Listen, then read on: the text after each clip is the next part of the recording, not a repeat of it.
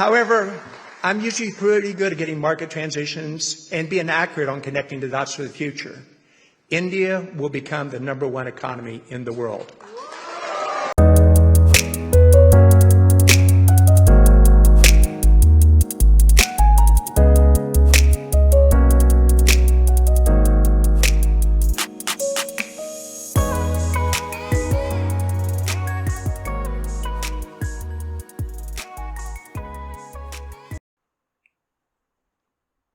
Since 2019, global developments have gathered pace and transformations are happening at a blistering speed.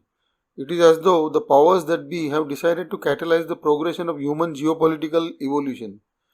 The most important outcome of this post-COVID era, as well as the ongoing conflict in Ukraine, has been the signs of initiation of the process of de-dollarization. The US dollar's role as a global reserve currency is under erosion. With a fiat system and nothing tangible to peg the US dollar against, the US dollar has become a vehicle of global inflation, especially due to measures such as quantitative easing, which leads to reckless printing of the currency. US allies and foes alike are moving away from the US dollar. It's not just BRICS, but also nations like the Kingdom of Saudi Arabia and the Gulf states which are killing the petrodollar. French President Macron is also open to the idea of de-dollarization. Recently, US Treasury Secretary Janet Yellen reluctantly acknowledged that the use of financial sanctions by the United States are eroding the dominance of the US dollar. India has been attracting significant foreign investments.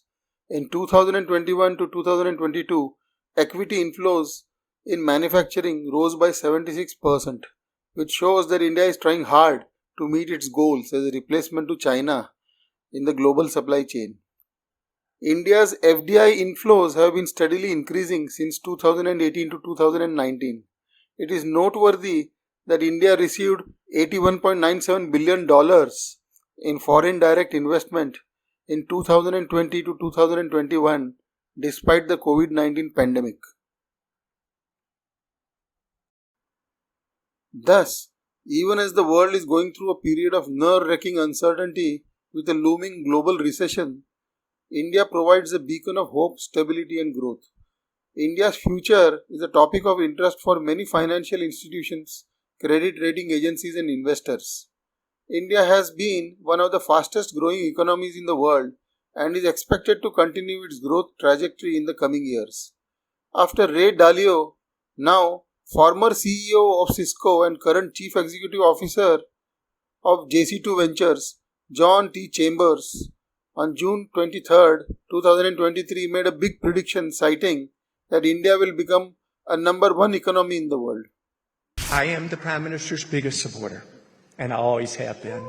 He has an ability to inspire hope, to make us believe on what's possible.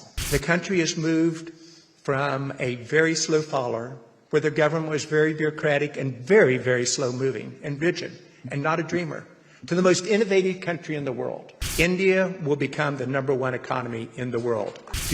Prime Minister Modi is a man whose time has come at the time that India's time has come. The potential of India is enormous, and you have now a reformer, a radical reformer who has the ability to transform it and the popularity to transform it.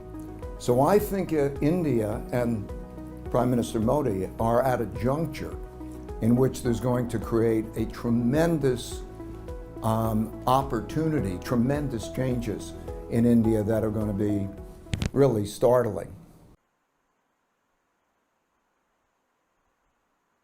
The takeaway from all this optimism is that the Indian investor must stay invested for a long term with a firm conviction in the Indian market. Logic and turn of events warrants such an action.